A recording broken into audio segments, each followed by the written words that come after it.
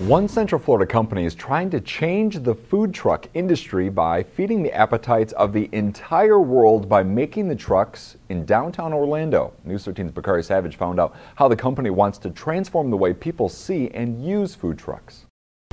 Red beans and rice for Bob? Red beans and rice for Bob, coming up. So many choices, and one place brought to you in a truck, a food truck. But did you ever think about where it came from? Where it was built, you mean? I would guess some place locally.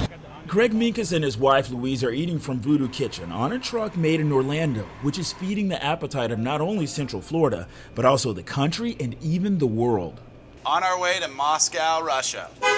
This truck's going to Dallas, Fort Worth, Texas. This truck's going to Jacksonville, Florida.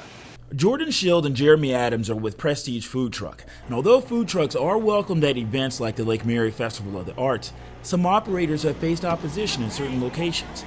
But now this duo is trying to change that and take this concept to the next level with the Food Truck Pod. They're basically permanent locations in a strategic area where food trucks pay rent to essentially a landlord, and there's 15 to 20 trucks, and they have a Thai truck. A truck with Chinese, Mexican, and even Cajun food in the same place all the time. For entrepreneurial chefs like Kevin Brune, it could be a life changer.